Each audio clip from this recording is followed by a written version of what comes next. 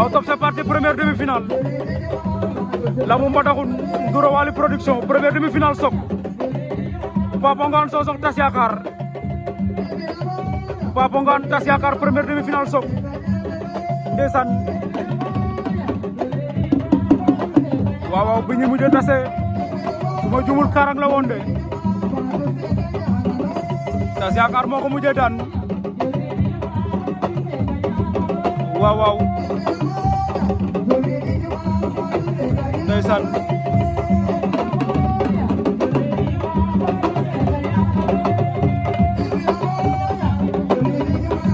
ndeysaan Tass Yakar daan na ko maka ko woon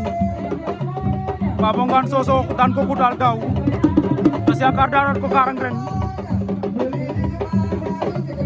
ñu xoolaat fu ñu mujjee fii ci Mbadakhoune ndax day doon 2-2 wala day doon 3-1 si li ma jàpp nag laay wax mën nañ bëre feneen te sama xel ñëwu ci daw nañ daje Papa Ngane Sosokh Tass Yakar Papa Ngane Sosokh ndeysaan moo ngi koy songale Tass Yakar koy songale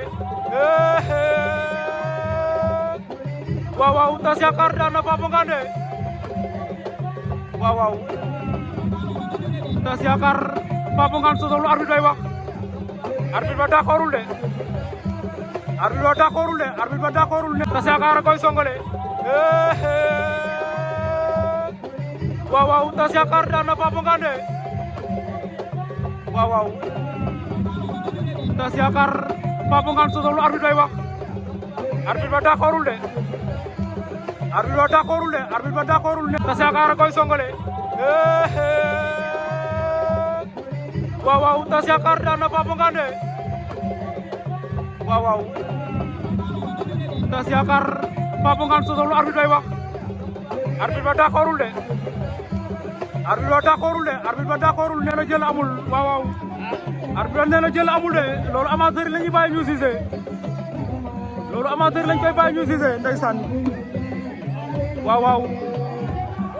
Papa Ngane Sosokh Tass Yakar songale na ko door ko ci suuf arbitre ne dañuy bëriwaat loolu buñ paree dina ñëwaat ci image boobu ndeysaan koni ndax Papa Ngane day may Tass Yakar lim ko mayoonam de Tass Papa Ngane basi na ko Tass Yakar mboot na ko la ilaha illallah Tass Yakar daan na Papa Ngane Tass Yakar lakk na dëkk bi de Tass Yakar tas na dëkk ba koni Tass Yakar Give me that, give me the camera, General, give me that, give me